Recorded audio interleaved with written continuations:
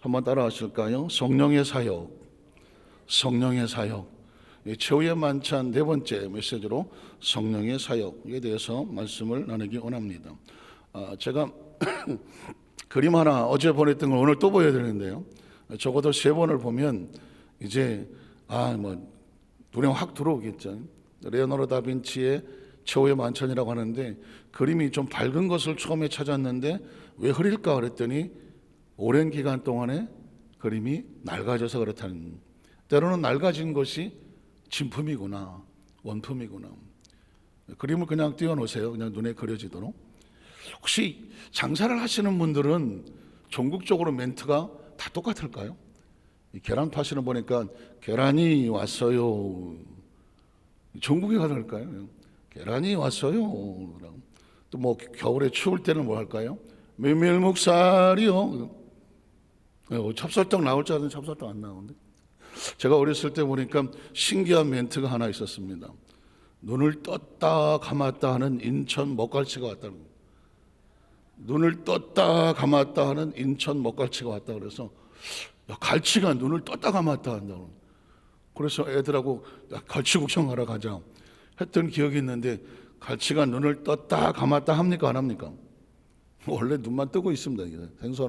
생선은 돌아가셔도 눈을 뜨고 계시는데 장사 멘트가 아주 기발했어요. 눈을 떴다 감았다 하는 인천 먹갈치가 왔다. 제가 이야기하는 건 뭐냐면, 이번 2020년 고난주간을 지나면서 새벽예배에 참석한 성도들은 눈을 떴다 감았다 했는데 뭐가 보일까요? 최후의 만찬 그림이 보여요. 감아도 보이고 또 보이면 좀 이상한가? 또도 하여튼 보여야 돼요. 왜냐하면 우리가 이 그림을 그렇게 주목한 적이 있었던가요? 그냥 그림이지 뭐. 이 자리를 그렇게 주목한 적이 있었나요? 이 자리를 귀하게 생각했던 적이 있나요? 이 자리, 최후의 만찬 자리에 주님께서 얼마나 처절하고 비장하게 제자들에게, 그리고 모든 날 이 말씀을 듣는 그리스도인들에게 주님의 심정이 어땠는지를 깊이 묵상해 본 적이 있었느냐고 묻는 것입니다. 최후의 만찬은 그림이 아닙니다. 최후의 만찬은 먹는 이야기가 아닙니다. 최후의 만찬은 코로나 끝나고 회식하는 그런 이야기가 아니란 말입니다. 예수님께서 고난주간을 앞두고 이제 이 최후의 만찬이 끝나고 나면 바로 예수님은 온갖 치욕과 수치를 당하시면서 끌려가야 되는 것입니다. 끌려가야 되는 것입니다. 그 끌려감을 처절한 제자들 앞에서 다 도망을 치겠지만 그들 앞에서 예수 그리스도의 처절하고 부끄럽고 수치스럽고 모욕스러운 장면을 보여야 하는, 그것을 앞두고 제자들에게 마지막으로 외치고 있는 주님의 처절한 절절한 심정이라는 것입니다. 최후의 문자는 색상이 어떻고 구도가 어떻고 내용이 어떻고 그런 그림 이야기가 아니라는 것입니다. 최후의 문제는 피의 이야기고 눈물의 이야기고 사명의 이야기고 직분의 이야기입니다. 사실은 저 최후의 만찬에 여러 가지 많은 일화가 있지만 그 중에 하나가 일화가 무엇이냐면, 레오나르도 다빈치가 예수님을 모델로 해서 어떤 사람을 모델로 해서 그림을 그릴까, 전문적인 화가는 안 했지만 화가들은 어떤 인물화를 그릴 때 어떤 모델을 놓고 그리기를 원한다고 하더라고요. 그래서 찾다가 한 19살 먹은 청년의 얼굴이 너무 선하고 얼굴에 빛이 나고 정말 깨끗해 보이고, 이런 얼굴이면 예수님의 얼굴로 모델이 되겠다. 그래서 한 청년을 모델로 삼았다는 것입니다. 그래서 예수님의 얼굴을 이렇게 생겼겠다라고 그렸다는 것이죠. 다른 제자들의 그 얼굴도 다 나름대로 모델을 삼아 그렸는데 마지막까지도 그리지를 못하고 한 6년이 지났는데도 도무지 찾을 수 없는 얼굴이 뭐냐면 가룟 유다의 얼굴이었다는 것입니다. 가룟 유다, 처절하게 배신하고 배반하고 음흉하며 정말 인간의 가장 사악하고 악한 얼굴은 어떻게 생겼을 것인가. 가룟 유다의 얼굴을 찾아보는데 암만 해도 양이 차지를 않았습니다. 로마 감옥의 지하 감옥에 가장 흉악한 죄수들이 모여있는 그곳에서 내가 좀 찾을 수 있을까, 어떻게 연관이 되어져서 그 죄수들을 찾아갔습니다. 그 중에서도 저 구탱이에 가장 사악하게 눈빛만 봐도 섬찟한, 아주 정말 어줍침침하고 정말 저건 죽일 놈 같다, 저건 아주 괴물이다 라고 생각되는 한 사람을 섭외를 한 것입니다. 교도관을 통해서, 관계를 통해서 내가 그림을 그리고자 하는데 이 사람이 필요하오. 그래서 그 사람을 모델로 해서 그림을 그렸습니다. 그것이 바로 가룟 유다의 얼굴이었습니다.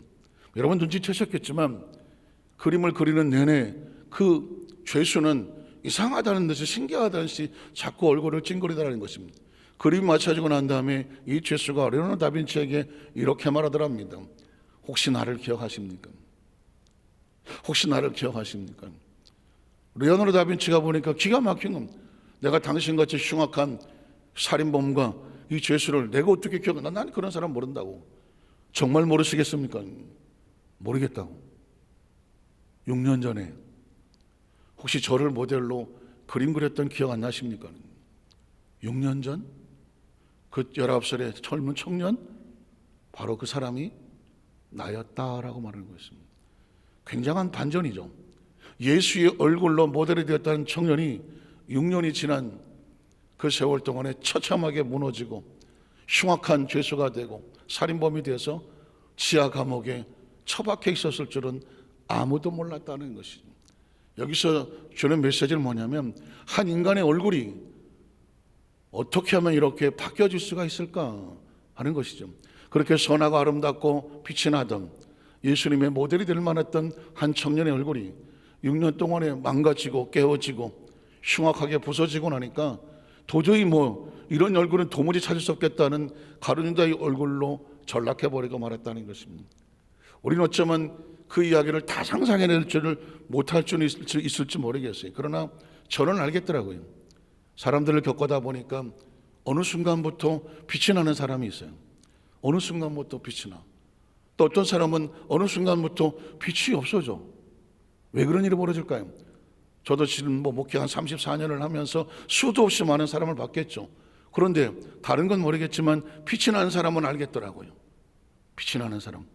여러분 나중에 혹시라도 집에 가셔서 거울을 한번 보십시오. 내 얼굴은 빛이 나는가? 그 비친 얼굴에 물광을 발라갖고 반짝반짝해서 뭘 해서 나는 빛이 아닙니다. 그 빛은 뭐냐면 하나님의 은혜에 끌려가는 사람입니다. 신앙이란 내가 할 수가 없어요. 은혜에 끌려가는 사람은 자기는 모르겠지만 마치 자석에 끌려가는 철과 같이 가서 척척하고 붙는 거거든요. 근데 척척 가서 붙을 수 있는 그 자성, 거기에 끌려가는 쇠에 있는 금속성이 뭐냐? 은혜라고 말하는 것입니다. 돌이나 종이나 플라스틱이나 어떤 것 절대로 자석에 붙지 않습니다. 왜? 그 안에 금속성이 없습니다. 끌려가지 않으면 반응이 안 됩니다. 근데 여러분 가십시오. 여러분이 가장 행복하고 아름다웠을 때가 얼마나, 은혜가 충만했을 때가 언제입니까? 나도 모르게 하나님의 은혜에 끌려 다녔을 때입니다. 붙잡혀 다녔을 때입니다. 그럴 때는 내가 한 게 아니랍니다. 어떻게 했지? 아마도 우리 여도수만사교회 성도 지난 생애 속에서 그런 엄청난 시간들, 그 은혜의 시간들이 분명히 있었을 것입니다. 그리워하고 있었을지도 모릅니다. 그러나 기억하십시오. 그리움은 추억일 줄 몰라도 신앙은 아닙니다. 지금 끌려가지 아니하면 지나간 추억은 그냥 추억으로 끝나는 것입니다. 수많은 사람들은 추억에서 끝납니다. 그러나 진짜 살아있는 그리스도인들은 지금이어야 됩니다. 지금 끌려가야 됩니다. 지금 붙어가야 됩니다. 지금 바로 예수 그리스도의 그 자석에 정말 내가 아닌 그 힘에 의해서 끌려가는 것이죠. 쇠는 자신의 힘으로 끌려가지 않습니다. 당겨주는 자석의 힘으로 끌려가는 것입니다. 하나님의 나라는 자기 백성들을 은혜로 끌어가는 것입니다. 어떻게 생각하십니까? 왜 고난주간에 우리가 특별하게 시간을 정하자, 그리고 함께 모여서 예수 그리스도의 은혜와 함께 같이 모여 기도하자, 그리고 부활을 맞자 해야 하는 이유가 뭘까요? 집에서 얼마든지 편하게 또 시간 나는 대로 얼마든지 하셨을 텐데 이유는 뭘까요? 예수 그리스도께서 나와 함께 한 시간이라도 깨어 있을 수 없겠느냐? 예수께서 끌고 계시기 때문입니다. 예수님의 말씀은 자성과 같습니다. 그 말씀이 똑같이 선포가 되어져도 그 말씀에 부딪혀서 끌려오는 사람이 있는가 하면 그 말씀이 우주를 쳐도 공허하게 전혀 반응하지 못하는 심령도 있습니다. 어느 강단에 서서 말씀을 증거하고 고민하는 것은 다른 것이 아닙니다. 말씀이 선포될 때 하나님 그 말씀이 부딪혀서 끌려오는 심령들이 있게 하여 주시옵소서. 살아 일어나 끌려오게 하여 주시옵소서. 우리는 마지막 때 휴거라는 단어를 기억합니다. 휴거는 뭘까요? 공중에 들림을 많은 거죠. 주께서 오련과 나팔과 천사의 소리가 있을 때 주께서 보라 내가 왔다. 세컨드 카밍이라 말하는 예수님의 재림이 왔을 때 수많은 사람들이 여기저기서 영원히 끌려 올라갈 것이다. 영어로 말하는 랩처라고 말하는 끌려 올라가는 거예요. 랩처는 내가 올라가는 것이 아닙니다. 잡아 당겨서 올려져 나가는 것입니다. 똑같이 두 사람이 맷돌을 갈았는데 한 사람이 랩치어를 당하고 한 사람은 남겨짐을 당하고, 똑같이 잠을 잤는데 한 사람은 랩치어를 당하고 한 사람은 남아있더라고요. 저는 지금 제 얘기를 하지 않습니다. 영화 이야기를 하지 않습니다. 무슨 공상과학 이야기를 하지 않습니다. 성경 이야기를 하는 것입니다. 저와 여러분이 다 알고 있는 성경의 이야기를 하고 있는 것이죠. 이 땅에 수없이 많은 교회가 있습니다. 이 땅에 수없이 많은 성도들이 있습니다. 아니, 우리의 전에도 있었고 앞으로도 있을 것입니다. 딱 두 종류로 나눌 수 있습니다. 끌려가는 사람, 남아있는 사람. 그건 성경 이야기입니다. 오늘 저와 여러분이 수십 년을 신앙생활을 하고 뭐 어떻게 했느냐, 이 중요한 추억을 가지고 우리는 신앙생활을 하지 않는다. 지금 여기서 하나님의 은혜의 말씀에 뭐 해야 돼요? 랩치어, 끌림을 당해야 돼요. 들림을 받을 수 있어야 됩니다. 모르는 날 들림 받지 않은 것이 아닙니다. 하나님께서 말씀하는 그 현장에서 내 영혼이 반응하게 하여 주시옵소서. 그래서 오늘 최후의 만찬을 볼 때마다 저 자리, 예수님의 처절한 부르짖음, 그게 어떻게 눈을 떠도 감아도 이 그림이 보여졌으면 좋겠습니다. 오늘 이 최후의 만찬에서 이제 지나도 되고요. 요한복음 13장부터 17장까지가 최후의 만찬. 13장에는 예수님께서 세족식, 그리고 세계명. 세계명은 뚝 떨어지지 않습니다. 여러분, 이렇게 고난 주간의 말씀을 한꺼번에 이렇게 연결할 수 있다는 건 굉장히 중요하죠. 성경은 보통 뭐 본문 설교에서 주일날 본문을 가지고 또 뭐 주제 설교에서 뚝뚝 떨어져 있을 수가 있는데 이게 연결이 어떻게 되느냐 중요하거든요. 왜 세족식이 나올까? 십자가를 앞에 두고 그 절박한 심정으로. 세계명은 왜 새롭게 뜬금없이 세계명이 나올까요? 섬겨 놓았기 때문에 거기에 대해서 내가 원하는 건 서로 사랑하라, 세계명이에요. 그리고 14장에 보니까 천국을, 죽음을 앞뒀기 때문에 천국의 약속이 필요한 겁니다. 내가 다시 와서 나 있는 곳에 너희도 있게 할게. 그리고 15장에 가니까 포도나무 가지, 그 최후의 만찬의 자리는 우리가 어떤 관계인가를 보여주는 관계거든요. 이게 연결이 되어져서 가야 성경이 이해가 되어지는 것이지, 또막또막 잘라서 읽어갖고는 그거밖에 모르는 것입니다. 그러면 이제 요한복음 16장에 오면 여러분도 눈치채셨겠지만 예수님이 최후의 만찬에서 반드시 한 번은 이걸 짚고 넘어가셔야 될 중요한 단어가 하나가 있죠. 뭘까요? 보혜사 성령이거든요. 보혜 성령.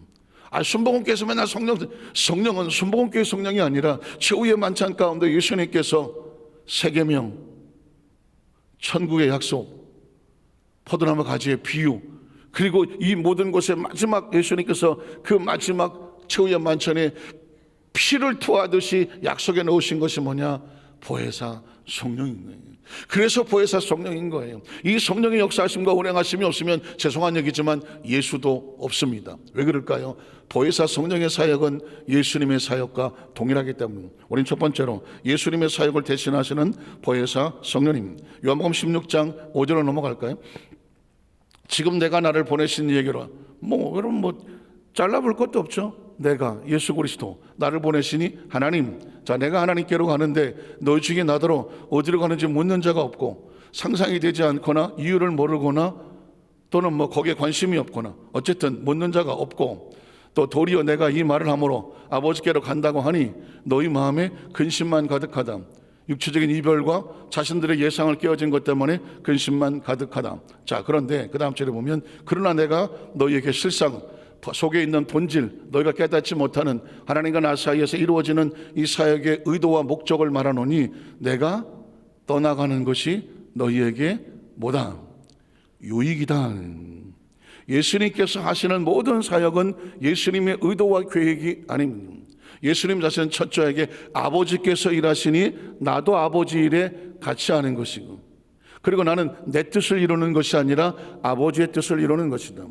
아버지의 뜻에 따라서 이 땅에 성육신했으며 아버지에 따라서 하나님의 복음을 전했으며 아버지의 뜻에 따라서 내가 고난을 당하는 것이며 아버지의 뜻에 따라서 죽임을 당할 것이고 아버지의 뜻에 따라서 부활을 할 것이며 아버지의 뜻에 따라서 가르칠 것이며 그리고 내가 승천할 것이며 그리고 나는 다시 예비한 집을 짓고 다시 너에게로 올 것이며, 이게 다 누구의 뜻일까요? 아버지의 뜻이다. 그렇다면 내가 떠나가는 것은 너에게 아픔과 상처와 근심이 아니라 너희에게 뭐다?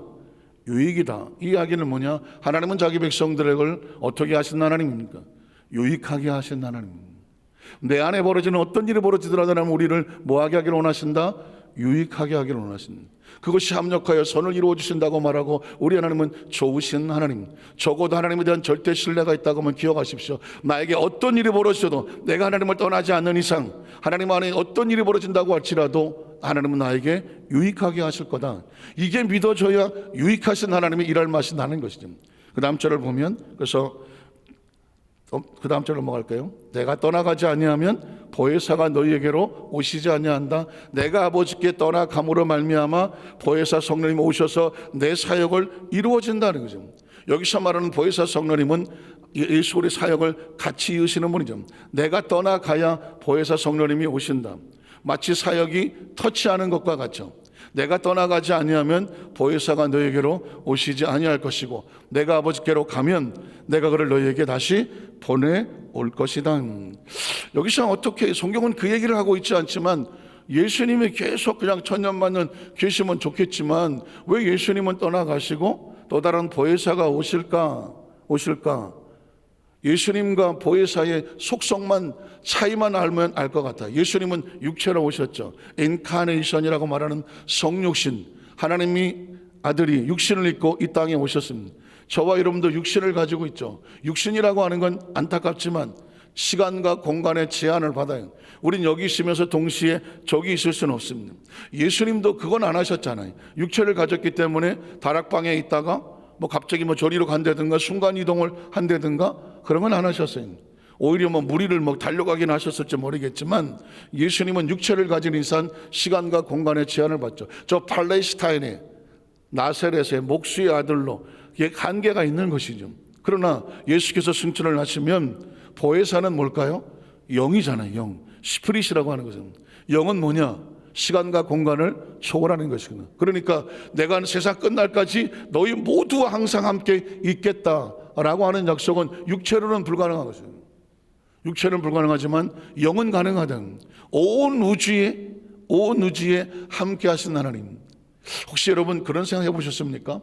제가 한 권의 책을 제가 수십 번 읽고 있는데 그래도 다 이해가 안 되는 책이 하나 있어서 있는데, 그 책의 도전이 뭐냐면 당신의 영혼은 어디에 있는지 생각해 보셨습니까? 그건 크리스찬 책이 아니고 약간 좀 과학적인 어떤 심리학적 같은 책인데, 거기에 있는 사람이 이렇게 말하는 것이에요. 인간의 영혼은 반드시 있다. 종교적인 책이 아닙니다. 무슨 설교집도 아니고. 그런데 과학적 심리학자가 말하는 인간의 영혼은 반드시 있다. 그러면 그 인간의 영혼이 어디 있다고 생각하느냐? 내 영혼이 어디 있지? 생각해 보셨습니까? 영혼이 있는 건 확실하십니까? 확실하냐고 물어봤어요. 내 영혼 어디 있습니까? 어떤 사람은 머리 있다고 생각한대요. 내 영혼이 머리 있을까? 어떤 사람 생각하면 내 영혼은 가슴에 있다고 생각해요. 우리 권사님 가슴 떠들으십니다. 내 영혼이 가슴에 있다고 생각해요. 근데 생각해 보십시오. 영혼이 머리에 있습니까? 영혼이 가슴에 있습니까? 영혼은 어쩌면 그 과학자가 더 깊은 사고를 했어요. 영혼은 우리의 머리에도 있지 않다. 영혼은 가슴에도 있지 않다. 과학적으로 따져보니 영혼은 우주에 꽉 찼다고. 우리 영혼은 시간과 공간을 초월하기 때문에 사이즈도 없어. 영혼은 사이즈도 없어. 영혼은 우주에 꽉 차 있다는 것입니다. 육체는 한계가 있어서 보는 데 한계가 있고 듣는 데 한계가 있고 데시벨에 한계가 있고 몸에 한계가 있는데 영혼은 한계가 없어. 그러니까 우리가 기도하는 것은 왜 기도하냐? 여기서 기도해서 하늘나라 가는데 시간이 얼마나 걸리겠어? 얘기가 안 되잖아요. 하나님이 임재하시는데 우리가 이거 놀려면 시간이 얼마나 걸리겠냐고. 우리가 따지는 시간, 공간 이야기는 전부 차원적인 이야기, 3차원의 이야기야. 영은 시간이 없어. 영은 공간이 없어. 이건 제가 하는 얘기는 성경이 아니라 과학이 하는 얘기예요. 영은 공간이 없어. 우리는 한 번도 내 영혼이 어떻게 생겼는지, 어떤 사이즈를 가지고 있는지, 어떤 존재인지 생각을 어디 있는지도 몰랐잖아. 그러나 기억하십시오. 분명한 것은 영혼은 시간과 공간을 초월해. 시간과 공간을 초월해. 이건 정확하시죠? 우리 영혼. 그 사람이 육신을 벗을 때 그 영이 하나님의 나라인데 영은 우주 가운데 충만하다? 이 이야기는 뭐냐? 성령님께서 우주 가운데 충만한 것 같다. 왜? 성령님은 어떤 분이니까? 어떤 분이니까? 영이니까. 성령님이 영이시기 때문에 우주 가운데 충만해. 인간의 영도 시간과 공간의 제한을 받지 않아. 그래서 성령과 함께하는 사람은 그 영혼은 하나님의 성령이 함께 하셔서 성령이 반응할 수 있으며 성령의 음성을 들을 수 있으며 성령의 인도를 받을 수가 있는 겁니다. 영혼이 우리 머릿속에 갇혀 있고 성령 우리 가슴속에 갇혀서 성령 일일이 찾아다니는 것이 아니라 영으로 난 사람은 바람과 같아서 어디로 와서 어디로 가는지를 모르나 성령이 이와 같다 하는, 믿으십니까? 제가 이 사이즈 폭을 넓혀 드리는 이유는 뭐냐? 인간은 존재적으로 이 성령이라고 하는 성령께서 우리 가운데 오셔서 성령이 함께 오셔서 터치하면 그 영이 우리 모든 사람들을 이끌어 가셔서 성령으로 인도받는 사람을 하나님의 아들이란, 하나님의 자녀라고 말씀하고 있는 것입니다. 자, 그러면 두 번째로 보혜사 성령 구체적인 사역만 읽고 말씀을 마치겠습니다. 성령 오시면 무엇을 하실까? 예수님의 사역을 그대로 이어하시는 거예요. 자, 8절에 보면은 그가 와서 죄에 대해서, 의에 대해서, 심판에 대해서 세상은 하나님과 상관이 없는 세상을 책망하시는, 마치 예수님 오셔서 죄의 문제를 가셨고 믿는 자를 의롭다고 말씀하셨으며 심판이란 다른 게 아닙니다. 믿는 자는 구원이고 믿지 아니하면 그냥 자동 심판입니다. 그렇죠? 비가 바깥에 쏟아지면 안에 들어오면 비를 맞지 않는 것이고 바깥으로 기어 나가면 비를 맞는 거예요. 하나님은 갑자기 뭐 이렇게 두드려 패갖고 심판하는 게 아니라 하나님은 법칙이 되어 있고 성령도 마찬가지입니다. 성령은 바로 죄에 대해서 의에 대해서 심판해서 세상을 책망하지만 성령이 뭐 일일이 쫓아다녀서가 아니라 법칙이 선포되면 법칙에 따라 지키면 남는 것이고 지키지 않으면 자동으로 심판이에요. 자, 계속 이어져 나가겠습니다. 죄에 대해서 하면 그들이 나를 믿지 아니하며 또 의에 대해서 하면 내가 아버지께로 가니 너희가 다시 나를 보지 못하며 심판에 대하면 이 세상 임금이 심판은, 이 세상 임금은 마귀를 말하는 것은 하나님을 떠난 존재는 이미 심판을 받았다. 자, 그 다음 절에 보면 내가 아직도 너에게 이를 것이 많으나. 자, 이 부분은 아마 굉장한 미스터리겠죠. 할 얘기가 너무 많을 거예요. 하나님께서 하늘에 대한 이야기를 뭐 얼마나 많겠습니까? 지금은 너희가 감당하지 못한다. 왜? 영적 차원의 이야기를 육체의 얘기를 하면 감당하겠습니까? 못하겠습니까? 감당하지 못하니. 여담 같지만은 목사님들하고 대화를 하다 보니까 어떤 분이 그래요. 야, 이 정도 목회했더니 난 별로 할 얘기가 없어. 그래. 그래서 수십 년 목회를 해서 뭐 다 했다는 얘기죠. 가만히 들었죠. 할 얘기가 없나? 그래서 그냥 욕먹을 각오로. 나는 지금도 할 얘기가 너무 많아. 아, 별로 안 좋아하는구나. 왜냐하면 하나님이 약속에 대한 새로운 관점의 눈을 열어주고 오니까 창세부터 계시록까지 그 숨겨놓아 있는 그 하나님의 그 약속의 세계를 펼쳐나가는 것만 해도 한도 끝도 없을 것이고, 하나님 또 다른 차원의 이야기를 저에게 주셨기 때문에 성경을 차원적으로 들고 나가면 할 얘기가 수도 끝도 없어. 성경은 엄청난 차원의 이야기, 성경은 엄청난 신비의 세계 이야기, 성경은 엄청난 약속의 이야기가 아주 그냥 절절하게 있는데, 그리고 성경은 한 장 한꺼풀 베끼고 두 꺼풀 베끼고 세 꺼풀 베끼고 막 베껴 나갈수록 그 속에서 마치 샘이 솟아서 나오는 것처럼 말씀이 막 솟구쳐 올라오고 있어. 우리는 이 말씀의 세계를 할 수만 있으면 최대한의 우린 영원히 말씀으로 사니까 적어도 우리 여도수 만삭교회 성도들 그 말씀의 세계 속에서 또 깊이 들어가고 또 깊이 들어가서 그 샘물을 길어내서 그래야 우리 영이 살아 숨쉬고 힘이 있기 때문입니다. 저는 우리 여도수 만삭교회 이 강단에 또 성도들의 가슴속의 생각 속에 이 말씀이 마르지 아니하고 말씀이 막 솟구치고 또 솟구쳐서 말씀에 끌려 사는 삶, 그런 은혜가 임하시기를 주님의 이름으로 축복합니다. 마지막 13절에 보니까 그러나 진리의 성령이 오시면 그가 너희를 모든 진리 가운데로 인도하시리니 그가 스스로 말하지 아니하고 오직 들은 것을 말하며 장래를 너희에게 알리시리라. 보혜사 성령의 사역은 결국 예수님의 사역과 같죠. 참 감사한 것은 2022년 고난주간이 없었으면 어떡할 뻔했어. 하나님께서 이 최후의 만찬을 집중하게 하셨거든요. 집중하게 하시고 그 속에 주님의 심정을 읽게 하셨거든요. 저는 이 고난주간 이 특별한 최후의 만찬 시간도 제 생애 속에서는 처음이에요. 최후의 만찬을 이렇게 깊이 들어가 보기도 처음이고 물론 더 깊이 들어갈 수도 있겠지만 최후의 만찬에 주님의 심정을 느껴보는 것도 처음이고 최후의 만찬 속에 주님께서 우리에게 철저하게 이런 주제들을 정해놓고 이렇게 놓으신 것을 저도 이번에 깨달았어요. 수도 없이 긋던 요한복음 13, 14, 15, 16, 17장의 말씀인데, 그러면 내일은 17장은 뭐냐? 예수님께서 그 사역 속에서 마지막으로 자신을 위해서, 제자들을 위해서, 크리스찬들을 위해서 기도하신 예수님의 기도가 요한복음 17장에 통째로 들어져 있고, 그리고 18장에는 최후의 만찬에 나오셔서 비참한 모습으로 끌려 순환당하시는 모습이 나옵니다. 오늘 내일 마지막 우리 금요 새벽 예배에 우리의 마음을 다해서 정성껏 예물 드리는 시간도 갖고요, 마지막 시간까지 꼭 지켜서 승리하시는 우리 성도님 되시기를 주님의 이름으로 축원합니다. 기도하겠습니다. 하나님 아버지 감사합니다.